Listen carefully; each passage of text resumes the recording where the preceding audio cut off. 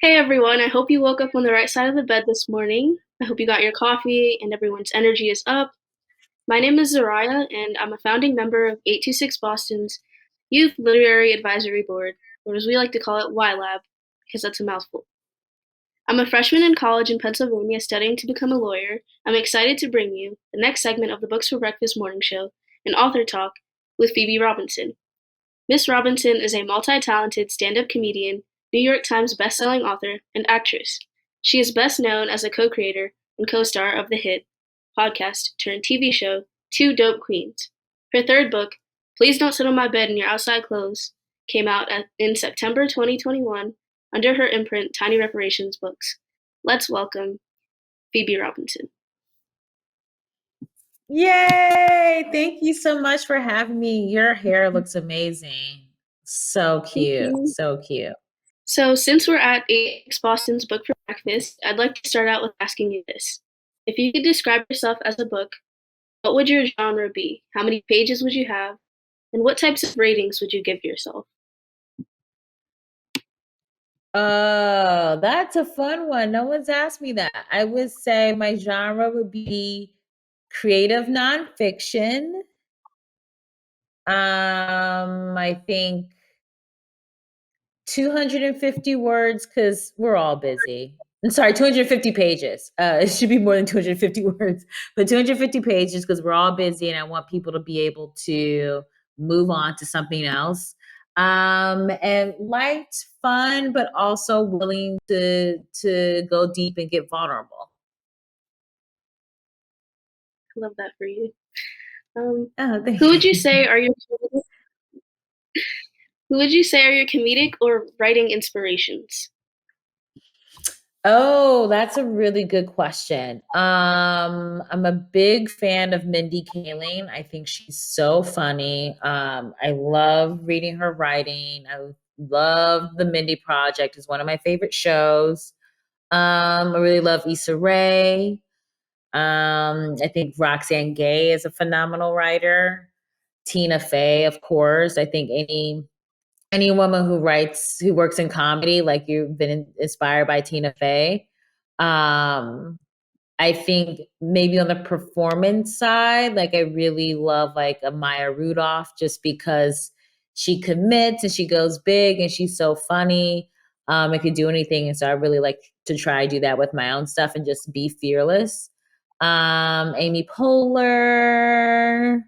Yeah, those are some of the, Wanda Sykes, Sarah Silverman, those are some of the people. But it's all like heavily, female inspo.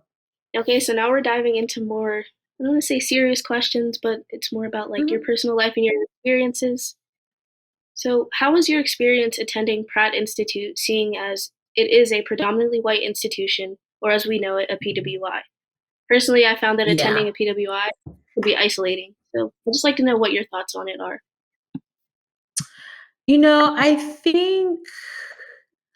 I think like I will say, like in my major, I was a writing major at Pratt and I was the only Black female writer in my graduating class.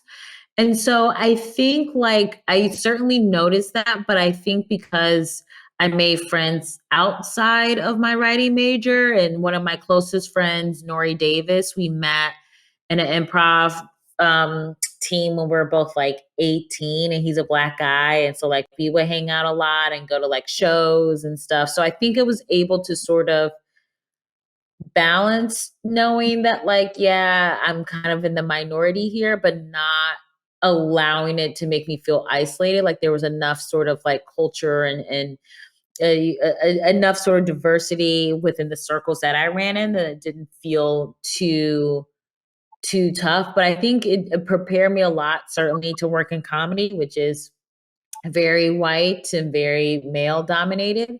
Podcasting the same and publishing is predominantly white. And so I think what I learned, the tools I took from my time at Pratt was just sort of like, even if you're the only one in the room, don't allow that to make you shrink yourself.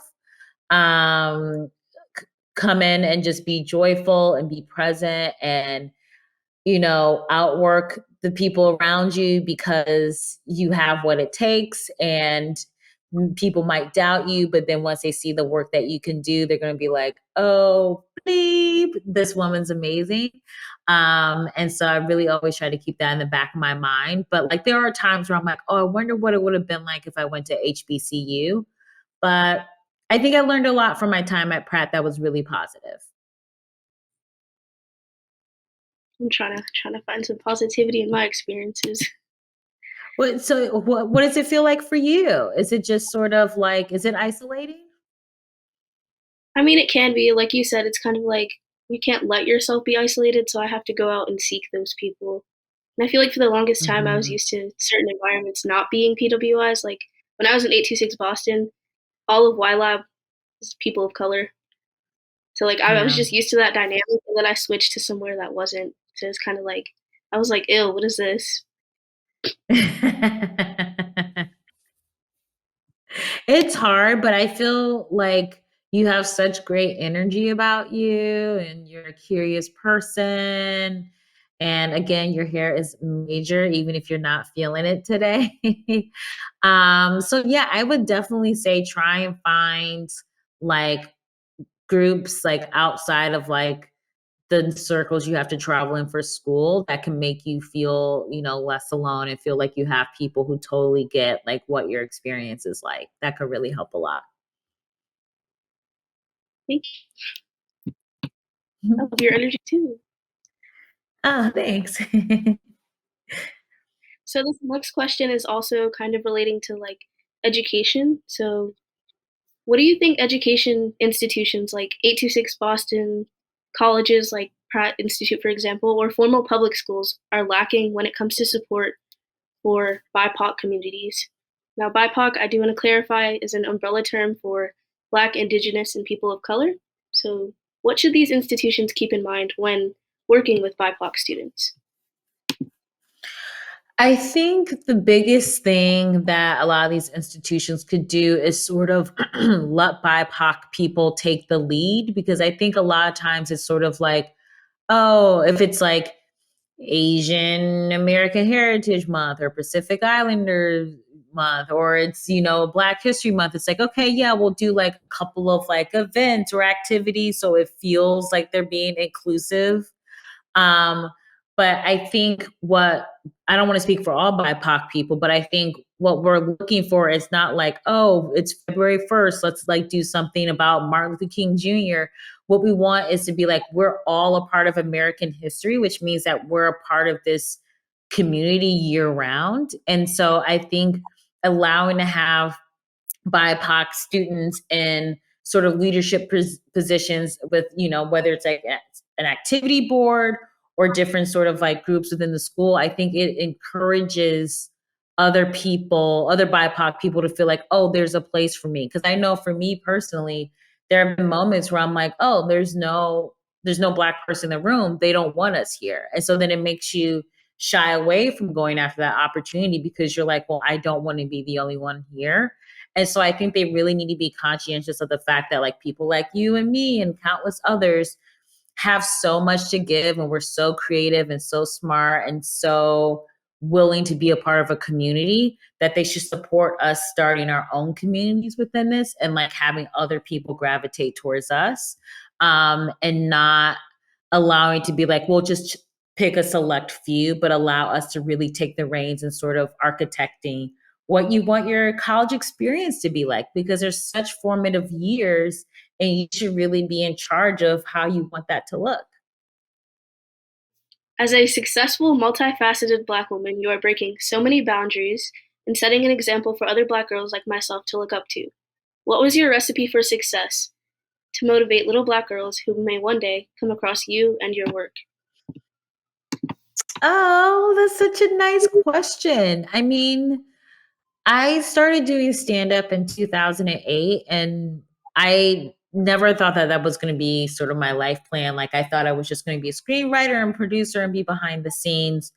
And so I seen like a few comedy specials, and I always was so obsessed with Wanda Sykes. I just think she's just the funniest stand up comic. And so I would watch a lot of that. I would watch a lot of BET Comic View to sort of like find those like inspirations. But certainly I started in New York.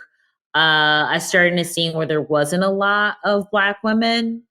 And so that made me kind of go, oh, I don't want that to ever happen again. So I feel like that's always been a through line in anything that I'm doing, whether it's like Two Dope Queens with Jessica, where we wanted it to be predominantly people of color, lots of female voices.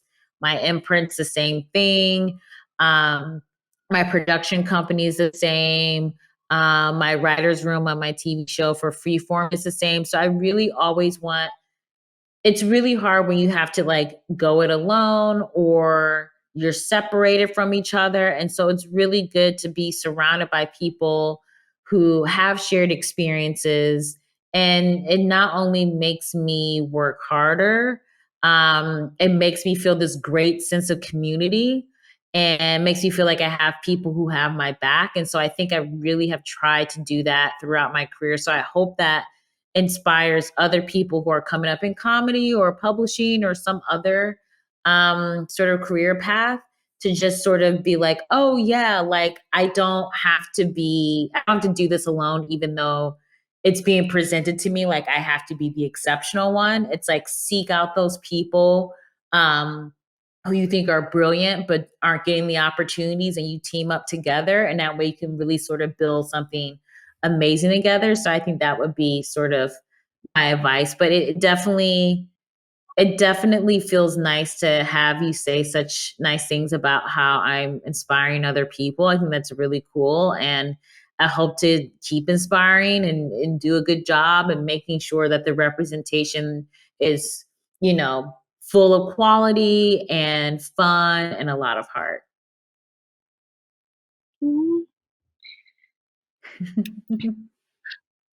I'm just loving your answers. I'm like, oh, um, I Oh, have like this thanks. list for my nieces. Like, I have this list of like Black women and like Black figures and icons to look up to as she grows up. And I kind of added you to the list Yeah. already. And it's like media and stuff. Like, I have the Proud Family on it. I have Living Single. Well, when she's old enough to watch this stuff, but Yes. Yeah. I just Thank I was you like, so much. I was like, no, Ellie would love this when she's older. Oh my gosh. How old is Ellie? I have a niece who's 7. How old is Ellie? She's 2, so she got a few Oh, years okay. before I went. Good. So this question is more about hair. I know we keep bringing up our hair. So Mhm, historically, Black women have always had a strong bond with their hair. In the past, I've had a negative relationship with mine. Over time, I have come mhm. to have a loving relationship. How did you form a positive relationship with your hair? It's ongoing. I am buckle up 37. And it's still a journey. I was like, yeah, Your I keep face. freaking out. Like, even my mentor, Nikia, like I'll look at them and I'm like, there's no way, because in my mind you're like 24. Okay, yes, and that should be in everyone's mind that I'm 24. But yeah, it's been like really tough because you're battling against so much, like everything that society tells us is quote unquote wrong with our hair. Like trying to find the right hair products for yourself can be really hard. And, especially if you live in like certain places, or if you're like surrounded by mostly white people, it's like they're not necessarily going to understand what your hair journey is. And what I really had to sort of do, like the first step that in my hair journey process was like I stopped perming my hair at 18. And I'm not against that, but for me, like I felt like I was only straightening my hair because I was like, that's how I can be like an appropriate Black person in public. And so to me, that felt like sort of the ritual of perming my hair was sort of like trying to tame myself and instead of being celebratory of my hair.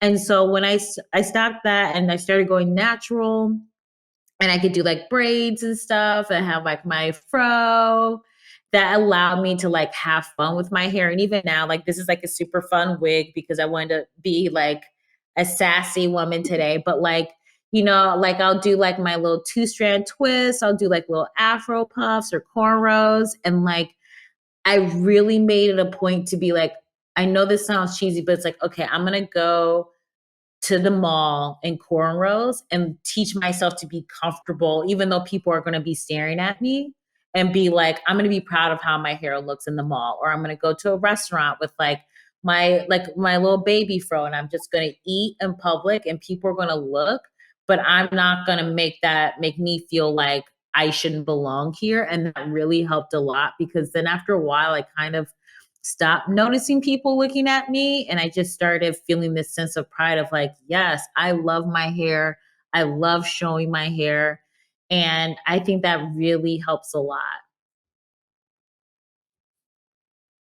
Yeah, I kind of had the same experience growing up. It was kind of like if my hair wasn't straightened or brushed out, or like I hate hot combs. I'm so traumatized. Oh my gosh. Yeah. They Same. hurt. Like, ooh. I don't know. It was always Yeah, like and it's having. like your hair. Wait, say that again. You cut out. Sorry. Sorry. I don't know. It was always kind of like, oh, you have to look presentable, and I'm like, well, why is straight hair presentable? Hmm. Exactly. And so that's why I'm always like, I always like tell Black girls, I'm like, if you're going in for a job interview, wear your hair natural. Like, just go for it. And like, some people are not going to be accepting of it, but then the other people who are, like, that's where you want to work, because they're going to understand you. So the next question is kind of like connecting 826 and some of your work. So when 826 Boston's Y Lab, I'm going to say Y Lab because it's a lot to say, was developing a name for our podcast, we came up with Excuse My Culture. It meant that we were taking up space, Mm. defining our own identities, and letting our listeners know that our stories matter. What message did you want to send with your production company, Tiny Reparations? I mean, it's honestly the same thing, like when I grew up, there were so many Black shows in the year. There was Moesha, Living Single, Martin, and Living Color. And then when I was like in my late teens, early 20s, like all of that kind of went away. And I like didn't really see myself reflected in a lot of TV shows. And so with Tiny Reparations, I really just wanted to be a place where women, people of color, people from the queer community can tell their own stories, and do it in a celebratory way, because I think a lot of times people who like aren't from our communities and they want to write our stories, they try to like make it like really traumatic or really sad instead of celebrating all the amazing things about our lives. And so that's what I really try to do with the production company, is like, this is a place where, yes, you could talk about serious things, but we also want there to be joy, and want the people of color to tell their own stories, rather than it being like some white guy writing a story about us. And it's been really exciting to work with people from all different backgrounds, and to hear their life stories, and to be a part of their process with their ideas and stuff. And so, yeah, I really hope that is sort of the legacy of this production company. Well, thank you so much for interviewing with us, coming to 826 Boston's Books for Breakfast. Just appreciate you coming here and letting a college student question you about your life. Thanks for having me. This was so fun, and you're so delightful, and you already have the goods. You really do. You honestly can do whatever you want. You like are so ahead of the game, and like you're awesome. So just keep it up. Thank you. Thank you so much, Phoebe. Now we'll be going on to our next part of our event. Next up on the Books for Breakfast morning show, a student press briefing with White House Press Secretary Jen Psaki. As you may know, Jen Psaki leads the first all-female presidential communications team. She previously served as White House Communications Director in Barack Obama's administration, as spokesperson at the State Department of former Secretary of State John Kerry, and as a political contributor for CNN. I'll send you over there now to the press briefing in progress.